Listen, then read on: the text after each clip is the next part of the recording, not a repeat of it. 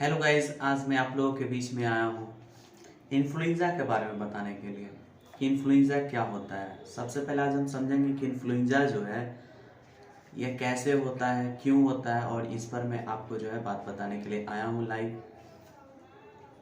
तो चलिए आप जो है इन्फ्लुएंजा में मैं आपको ये बताने जा रहा हूँ कि इन्फ्लुएंजा के बारे में एक शॉर्ट में आपको जो है मैं पूरी तरह से आपको बताने का प्रयास कर रहा हूँ कि इन्फ्लुएंजा के बारे में जो है आप तक जो है मेरे बातों को पहुंच सके, और जिससे जो है अगर कोई भी लोग जो इससे प्रेरित है या फिर कोई भी लोग इससे अगर गुजर रहे हैं तो वो जो अपना टाइम पर इलाज करवा सके। तो चलिए इन्फ्लुएंजा पर अब स्टार्ट करते हैं कि इन्फ्लुएंजा होता क्या है। देखिए इन्फ्लुएंजा जो है it is an acute contagious viral infection of the respiratory tract. It is also known as flu. मतलब कि इन्फ्लुएंजा जो है ये एक एक्यूट कंटेजियस वायरल इन्फेक्शन है, और ये भी जो है रेस्पिरेटरी ट्रैक्ट में होने वाला ये इन्फेक्शन है, और इसे जो है फ्लू के नाम से भी जाना जाता है। और ये वायरल इन्फेक्शन है। वायरल इन्फेक्शन करने का मतलब कि one person to another person इस तरह के हो सकते हैं लोग जो इससे उनको भी जो अफेक्ट पहुंच सकता है, जिस वजह से इसमें जो है लोगों को जो है एक अलग ही प्रॉपर जगह पर रहना चाहिए जहाँ से इन्फेक्शन जो है one place to another place या फिर one person to another person infection ना फैले। तो चलिए अब बात करते हैं कि आखिर ये होते सबसे ज़्यादा किस में है। तो सबसे ज़्यादा ये खास करके जो है बच्चे जो लोग होते हैं उनमें ये ज़्यादा होता है, उनमें ये ज़्यादातर जो है देखने को मिलता है, क्योंकि बच्चे जो हैं उनका रेस्पिरेटरी प्रॉब्लम जो है बहुत ज़्यादा मतलब कि देखने को हम लोगों को मिलता है। अब समझते हैं कि इससे सबसे ज़्यादा मतलब कारण क्या है कि इससे लोग जो है सफ़र करते हैं, कॉजेज इसके क्या है। तो सबसे इसका कॉजेज यही है कि causative agent is Haemophilus influenza virus. ये हीमोफिलस इन्फ्लुएंजा वायरस के कारण से जो है ये जो है इन्फ्लुएंजा होता है, जिसको फ्लू के नाम से भी जाना जाता है।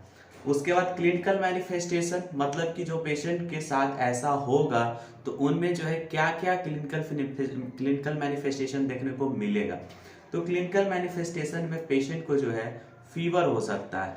फीवर होने के साथ साथ उन्हें जो है मैलेजिया हो सकता है। मैलेजिया का मतलब होता है मसल्स पेन, मतलब कि मांसपेशी जो है हमारा उसमें दर्द देखने को मिलेगा। देन आफ्टर जो मैं बताने वाला हूँ कि इसके साथ जो है कफ भी देखने को मिल सकता है, रिनाइटिस हो सकता है। कफ मतलब कि खांसी, बार बार पेशेंट जो है रेस्पिरेटरी प्रॉब्लम है और ये वायरल है तो पेशेंट जो है वो बार बार कफिंग करेगा। देन आफ्टर जो है रिनाइटिस हो सकता है। रिनाइटिस मतलब कि जो हमारे नोज है वो बहुत ज़्यादा प्लफी हो जाएंगे और उसमें से म्यूकल का जो है सिक्रेशन आएगा, मतलब उसमें से नोज डिस्चार्ज देखने को मिलेगा। नाक से जो है नाक से बहते हुए पानी आते हुए आपको दिखाई देंगे। Then after pharyngitis and conjunctivitis हो सकता है, मतलब कि फेरिंग्स में इन्फ्लामेशन हो सकता है और कंजक्टिवा जो है हमारे आई में वहां पर भी इन्फेक्शन हो सकता है। तो ये दोनों जगह जो इन्फेक्शन कॉज कर रहा है, इसीलिए इसको जो है फेरेंजाइटिस और कंजक्टिवाइटिस भी बोला जाता है। कंजक्टिवाइटिस में क्या होता है कि पेशेंट जो है उसका आई जो है वो रेड पिंक कलर का मतलब कि दिखने लगता है, और वो थोड़ा सा इरिटेशन बहुत ज़्यादा होने लगता है और लगेगा जैसे कि चुभ रहा है कोई चीज़। आई कंजेशन करने का मतलब कि आई से रिलेटेड जो भी प्रॉब्लम है, जैसे कि कंजक्टिवाइटिस या फिर आई से रिलेटेड कोई भी ऐसे और भी कुछ कॉजेज होने की वजह से आई में अलग अलग चीज भी मिल सकता है देखने को। ये ऐसा जरूरी नहीं है कि कंजक्टिवाइटिस ही सिर्फ होगा, और भी आई रिलेटेड प्रॉब्लम फेस कर सकता है पेशेंट जो है। उसके बाद बैक एक मतलब कि जो पीछे का हमारा बैक है उसमें दर्द होगा, मतलब कि जो पीठ के साइड में जो है दर्द होगा, और स्नीजिंग होगा, बार बार छींक आएगा पेशेंट को, और जो है डिस्फोनिया होगा, मतलब कि पेशेंट को सुनने में भी डिफिकल्टी होगा, बोलने में भी डिफिकल्टी होगा। तो ये सब चीज़ जो है प्रॉब्लम जो है पेशेंट फेस करेगा, क्योंकि डिस्फोनिया जब होगा तो पेशेंट जो है इन्फेक्शन जो है उसके वजह से पेशेंट का जो लैरिंग्स है फेरिंग्स तो वहाँ पर इन्फेक्टेड हो चुका है, तो लैरिंग्स जो है वो भी इन्फेक्टेड हो जाएगा, जिस वजह से क्या होता है कि पेशेंट के जो है आवाज़ नहीं निकल पाते हैं, मतलब कि इसी को जो है हम लोग डिस्फोनिया बोलते हैं। कॉम्प्लिकेशन क्या देखने को मिल सकता है, तो कॉम्प्लिकेशन जो है वायरल ब्रोंकाइटिस हो सकता है, मतलब कि जो लंग्स में हमारे ब्रोंकिया होते हैं वहाँ पर जो है वायरल इन्फेक्शन मतलब कि हो सकते हैं, जिस वजह से वायरल ब्रोंकाइटिस देखने को मिल सकता है। देन आफ्टर जो है निमोनिया, पेशेंट के लंग्स में जो है फ्लूइड का एक्यूमुलेशन हो जाए तो निमोनिया भी पेशेंट को देखने को मिल सकता है उनमें। बैक्टीरियल निमोनिया भी हो सकता है, और सुपर इन्फेक्शन मतलब कि इन्फेक्शन जो है बहुत ज़्यादा पेशेंट को हो जाएगा, जिस वजह से पेशेंट को एंटीबायोटिक थेरेपी दिया जाएगा, कि कोर्स ऑफ एंटीबायोटिक थेरेपी किया जाएगा, क्योंकि उनका जो इन्फेक्शन इतना ज़्यादा सीवियर हो गया है कि जिस वजह से पेशेंट जो है बहुत ही डिफिकल्टी फेस कर रहा है, तो उस लेवल को तुरंत डिक्रीज करना जरूरी है, नहीं तो पेशेंट जो है वो बहुत ज़्यादा सीवियर कंडीशन में जा सकता है, जिसकी वजह से कुछ एनी और भी इशू हो सकते हैं। देन आफ्टर मैनेजमेंट के लिए जो है, मैनेजमेंट के लिए जैसे मेडिकल मैनेजमेंट के लिए जो हम बात कर रहे हैं, मेडिकल मैनेजमेंट में सपोर्टिव मेजर्स जैसे देखा जाता है इसमें कि पेशेंट को अगर फीवर है तो उससे रिलीफ मिल रहा है कि नहीं मिल रहा है, उसके लिए किया जाएगा। पायरेक्सिया है तो उसको जो है रिड्यूस किया जाएगा।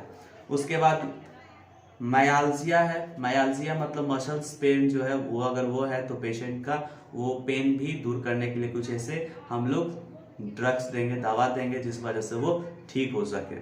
कफ है तो कफ को भी ठीक करेंगे, क्योंकि patient bar bar with in 1 minute में मैनी टाइम्स जो है वो कफिंग करेगा, इसलिए।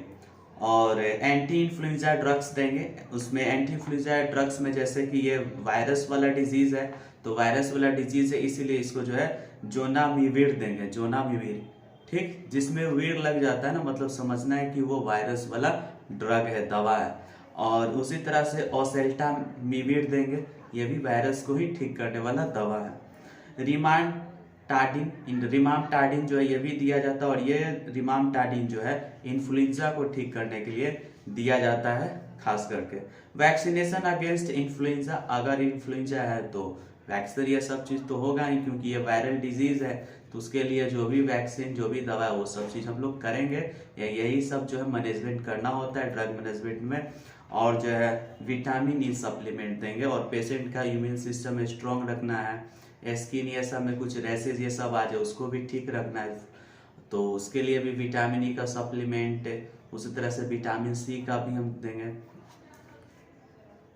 नर्सिंग मैनेजमेंट में हम लोग क्या करेंगे, देखिए नर्सिंग मैनेजमेंट के लिए जो मैं बात बोल रहा हूँ वो बहुत इंपॉर्टेंट है, खास करके जो नर्सेज होते हैं उनके लिए। जैसे कि नर्सेज लोग जो होंगे वो मॉनिटर करते रहते हैं वाइटल साइंस को, जो भी वाइटल साइंस है, जो भी पेशेंट में वाइटल साइंस दिख रहे हैं वो सबको वो जो मॉनिटर करेंगे, देखेंगे, उसमें जो है कोई ज़्यादा या फिर कोई कम तो नहीं हुआ है, वो चीज़ को हमें जो है मॉनिटर करते रहना है।